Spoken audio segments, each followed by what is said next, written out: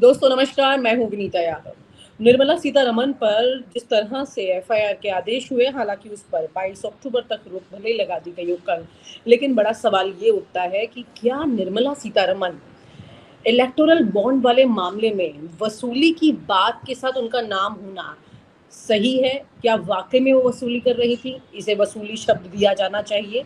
क्या देश की वित्त मंत्री का इस तरह के मैटर पर ऐसे कनेक्ट हो जाना कितना सच है और कितना सही है, या फिर ये सिर्फ एक अलग तरह की राजनीति चल रही है? लेकिन अगर ये सच है और हम जो सब चर्चा कर रहे हैं, कल भी हमने इस पर चर्चा की थी, क्योंकि ये बहुत सीरियस मैटर है, आप इस बात को समझिए। क्यों हम इस पर दोबारा चर्चा कर रहे हैं और इसे समझने की और आपको समझाने की आज कोशिश करेंगे।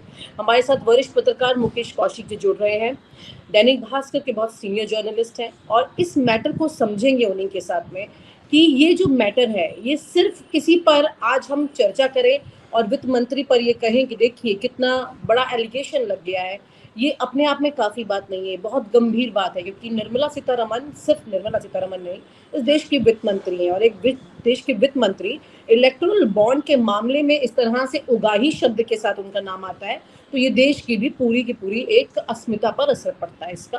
हालांकि ऐसा नहीं कि इससे पहले मंत्रियों के नाम इस तरह से नहीं आए, लेकिन डेफिनेटली हर एक नाम अपने आप में बहुत शर्म की स्थिति में पैदा कर देता है पूरी सिचुएशन को। मुकेश जी, आपका बहुत बहुत स्वागत, बहुत दिनों के बाद आज हमारे साथ जुड़े हैं।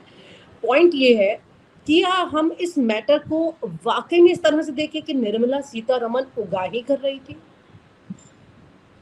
देखिए, मुझे लगता है पूरे सीक्वेंस को देखने की जरूरत है विनीता। सीक्वेंस ये था कि इलेक्टोरल बॉन्ड का इशू सुप्रीम कोर्ट में गया। सुप्रीम कोर्ट ने लंबी प्रक्रिया के बाद ठीक चुनाव से पहले इलेक्टोरल बॉन्ड को इनवैलिड करार दिया। उसके नाम जाहिर करने के लिए एसबीआई को आदेश हुए। एसबीआई ने उसमें बहानेबाजी की, कहा कि हम लोग नाम कंपाइल नहीं कर पाएंगे। चुनाव के बाद तक का समय मांगा, लेकिन सुप्रीम कोर्ट की फटकार लगी। फटकार के बाद एसबीआई ने कुछ नाम जारी किए, इस तरह से जारी किए जो समझ में नहीं आने वाले थे।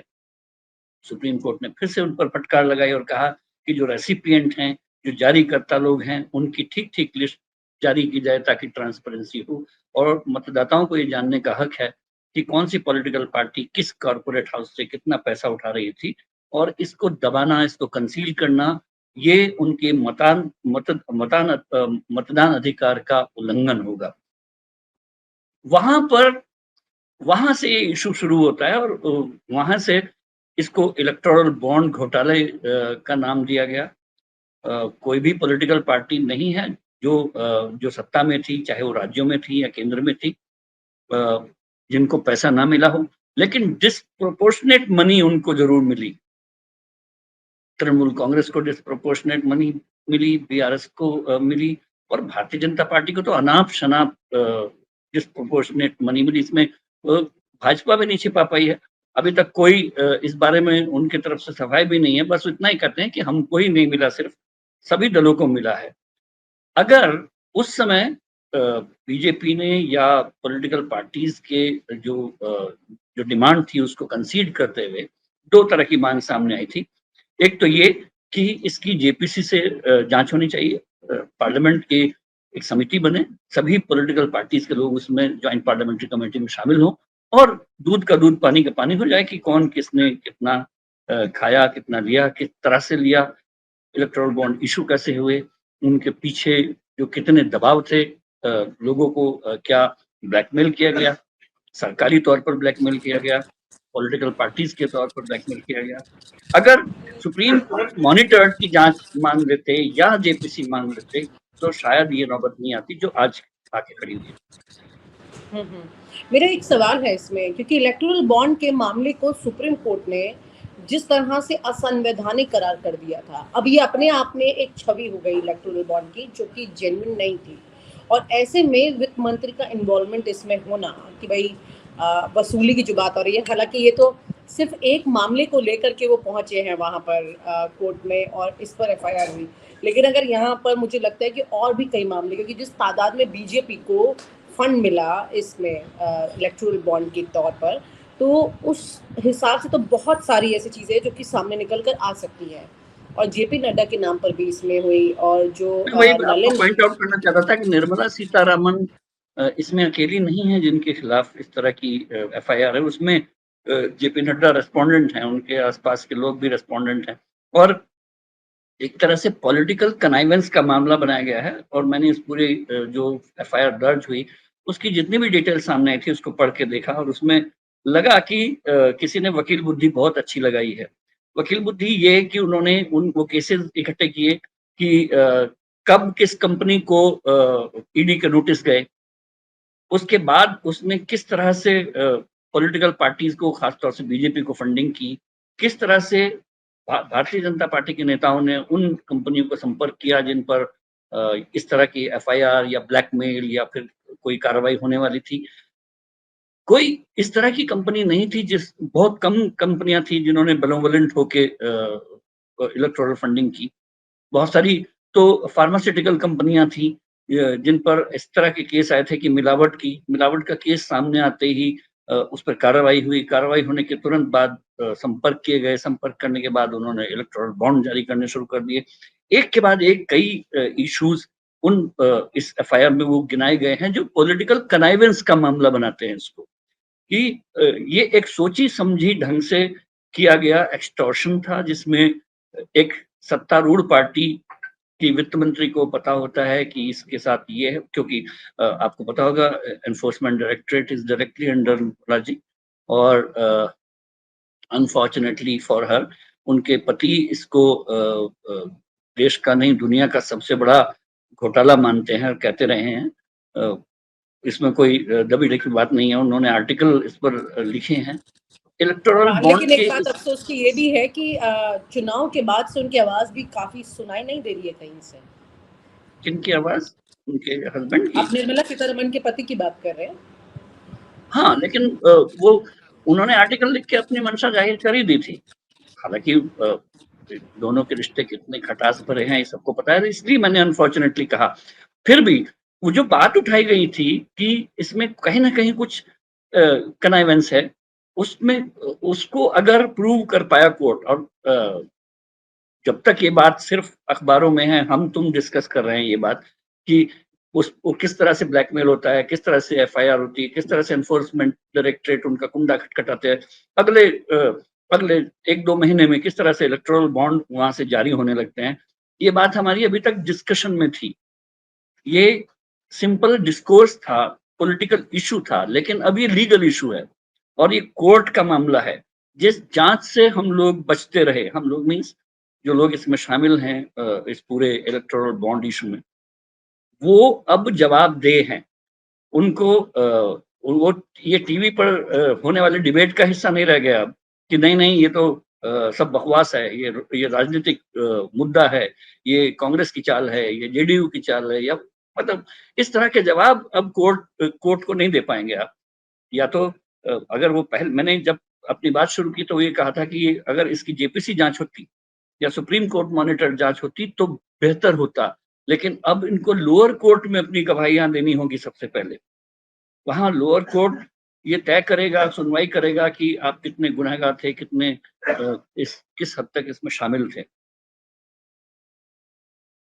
तो एक देश के वित्त मंत्री होने के नाते और क्योंकि मैं लीगल प्रोसेस में मेरा बहुत सम्मान है, अगर किसी कोर्ट में कोई एफआईआर दर्ज होती है, और एफआईआर दर्ज होना एक छोटी बात नहीं होती है, वो मुझे लगता है कि जज को भी तो पता होगा कि एफआईआर किसके खिलाफ है।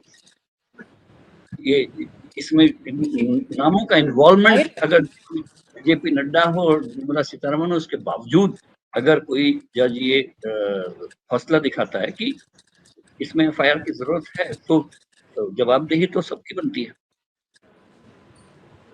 जाहिर सी बात है। और अभी मामला आपको क्या लगता है, 22 अक्टूबर तक इस पर रोक लगाई गई है इसके आगे की जांच पर क्या आपको लगता है ये चीज़ें कॉम्प्रोमाइज़ हो सकती हैं, या फिर ये मतलब एक अलग ही डिरेल्ड सिचुएशन में भी जा देखो सकती नहीं, हैं? मुझे लगता और है अगर कि नहीं गई और इसी लीक पर चली तो कितनी बड़ी मुसीबत निर्मला सीतारमण के लिए?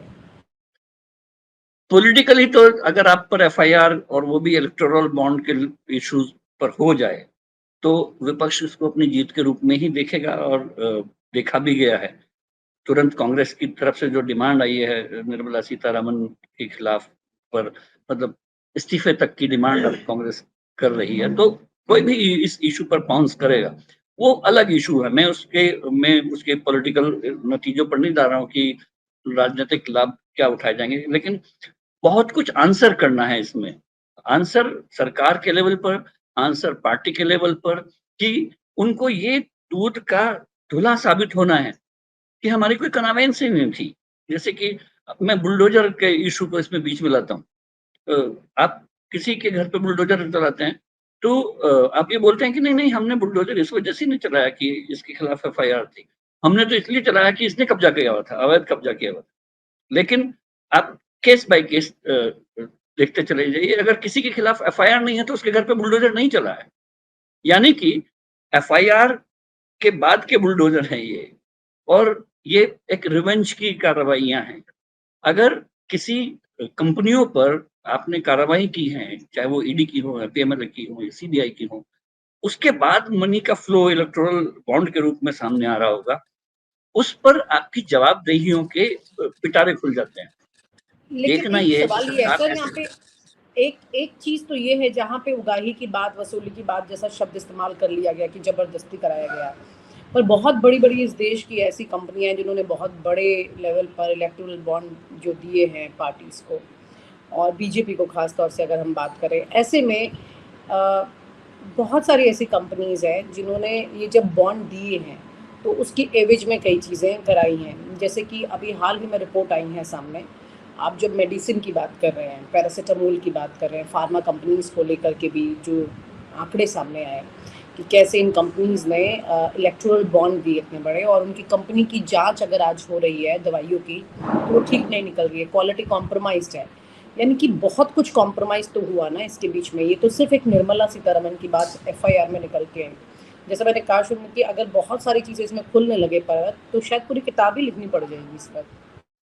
देखिए मैं किस केस के सिर्फ कानूनी पहलू पर हूँ, और कानूनी पहलू में जो साक्ष्य होते हैं वो दो ही होते हैं। एक तो ये कि डायरेक्ट एविडेंस मिल जाए, किसी ने कत्ल किया है तो पिस्टल मिल गई, उसका चाकू मिल गया और ब्लड के निशान उसके हाथ पे मिल गए, ये होता है। दूसरा होता है कॉरोबोरेटिव एविडेंस, जिसमें ये साबित होता है कि नहीं, एक आदमी बालकनी से कूदा था, फिर बालकनी से कूद के अपनी बालकनी में गया, इस बीच में कत्ल हो गया था। तो कॉरोबोरेटिव एविडेंस के आधार पर टिका हुआ केस है ये, जिसमें ये साबित किया जा रहा है कि कंपनी पर कार्रवाई होती है, उस पर कार्रवाई होने के या कुछ मामला दर्ज होने के 2-3 महीने 4 महीने के भीतर उसने उस कंपनी ने से कोई जाके पार्टी फंक्शन नहीं मिलता है, उसके बाद एविडेंस के तौर पर या मतलब बार्टर के तौर पर इलेक्टोरल बॉन्ड उन सरकारों को मिल जाते हैं। ये वाले जो होते हैं कॉरोबोरेटिव एविडेंस हैं, अगर इसमें फुल प्रूफ कोई वकील ये साबित कर पाया, और चूंकि अखबार तक भी ये साबित कर पा रहे थे उस समय जब इलेक्टोरल बॉन्ड सामने आए, तो 2 और 2 4 के इश्यूज वहां पर उस समय खुल के सामने आए थे। उस समय भी हर अखबार ने ये बता दिया था कि इस पर ये कार्रवाई हुई, इस समय इलेक्टोरल बॉन्ड इशू हुआ, इस समय इस पार्टी को इतना पैसा मिल गया। तो वो एक ट्रेल है मनी की, और मनी की ट्रेल को ये अब पार्टी के स्तर पर और सरकार के स्तर पर झुठलाना होगा कि नहीं, ऐसा नहीं था कि हम लोग हमने ये कार्रवाई हुई और ये फिर इलेक्टोरल बॉन्ड इशू हुआ, हमने उसको फिर माफ कर दिया या छोड़ दिया। ये इस बात को, इसकी बहुत बड़ी जवाबदेही सरकार पर है, निर्मला जी पर है और जेपी नड्डा पर है। बाकी तो मुझे लगता है कि वो दूसरे लोगों को भी घसीटने का कोशिश करेंगे ही कि क्यों ना मल्लिकार्जुन खड़गे को भी बुलाया जाए, जिन पर उनको भी तो कुछ हजार करोड़ रुपए पहुंचा ही है, बीआरएस को या टीआरएस को। अगर लेकिन ये देश के लोकतंत्र के हित में होगा कि अगर इन सबको भी खींच लिया जाए वहां पर, क्योंकि जवाब तो इनको भी देने होंगे ना। अगर अगर कर्नाटक में सरकार रहते या तृणमूल की सरकार बंगाल में रहती है, बीजेपी की सरकार रहती है, तेलंगाना में कुछ हुआ है, तो मैं इसको बीजेपी को सिंगल आउट क्यों करूं? कॉरोबोरेटिव एविडेंस तो उनके खिलाफ भी मिलेंगे। मैं तो चाहता हूं कि ऐसे सब चोरों को जिन्होंने ये सब किया है को तो सबके सामने कटघरे में खड़ा किया जाए। चोरी हुई और चोरी साबित की गई, इसमें एक बहुत बड़ी लाइन आ जाती है। मतलब साबित हम तो ये कह दें देखिए, लेकिन कैसे हम साबित लोग होगा? हम लोग हम जर्नलिस्ट लोग किसी एविडेंस पर काम नहीं करते हैं। हम लोगों के पास जो तथ्य सामने आते हैं वो 2+2=4 कर देते हैं हम लोग, उसकी सच्चाई में घुसना के लिए एक तफ्तीश होती है, एक कोर्ट की जांच होती है। मुझे तो अच्छा ये लगा है कि कोर्ट की जांच शुरू हो गई है और अगर कोई निर्दोष है तो साबित कर दे अपने आप, अगर कोई गुनहगार है तो कोर्ट में उसको गुनहगार साबित कर दे। It's the best chance for the justice, for the democracy. Very true. हमारा काम सच को सामने लाना है, उसको साबित करने का काम कोर्ट में है। बहुत बहुत शुक्रिया sir, thank you so much. देखना ये होगा कि निर्मला सीतारमन का जो ये मामला कोर्ट तक पहुंचा है, उन पर क्या साबित होता है, और उनकी अगर चेन खुलती है वहाँ से सिचुएशन की, तो फिर ना जाने कितने और मंत्री और लोग बीजेपी के इस कटघरे में आएंगे। और हम ये नहीं कहते सिर्फ बीजेपी, क्योंकि इलेक्टोरल बॉन्ड का पैसा कई पार्टियों को गया है और सबकी तस्वीर फिर सामने आनी चाहिए। बहुत बहुत शुक्रिया, thank you so much sir, thank you. और आप हमसे जुड़े रहने के लिए सब्सक्राइब करें YouTube पर, फॉलो करें Twitter पर और लाइक करें Facebook पर। और ज्यादा जानकारी के लिए आपको टाइप करना होगा सिर्फ न्यूज़ नशा।